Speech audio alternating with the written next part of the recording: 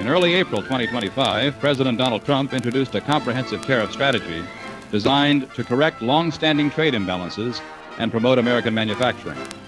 This new policy established a blanket 10% tariff on all imports, with additional reciprocal tariffs aimed at specific countries based on their trade surpluses with the U.S. Among the hardest-hit nations, China faced a 54% tariff on imports. The European Union saw a 20% tariff, and Japan faced a 24% levy. The administration defended these measures, pointing to decades of trade practices it deemed unfair, which have negatively impacted American industries and contributed to persistent trade deficits. In retaliation to the U.S. tariff hikes, several countries have begun targeting lesser-known American exports.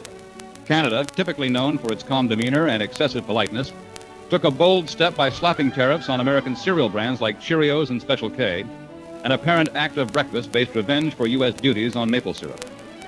As a result, Canadian households may soon be forced to abandon their sugary morning rituals in favor of locally sourced grain clusters with names like Oat Circles with kale and Mediocre K. Health experts are optimistic, but morale in suburban kitchens is said to be declining.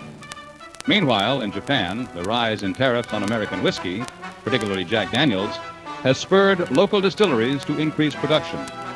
The Japanese market is now seeing a surge in locally made whiskey, with some distillers proudly touting their products as just as good, but with more sophistication. This shift is expected to redefine the whiskey landscape in Japan as consumers become more open to homegrown alternatives. Over in the European Union, the higher tariffs on American technology, such as Apple iPhones, have led to research funding for a European smartphone.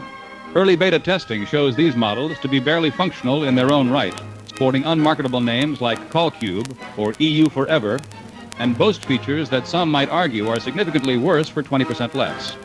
While these tariff measures may not dramatically alter global trade dynamics, they will undoubtedly lead to some creative substitutions and new consumer experiences.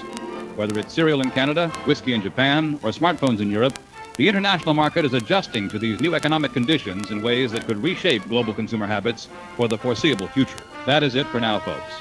Until next time.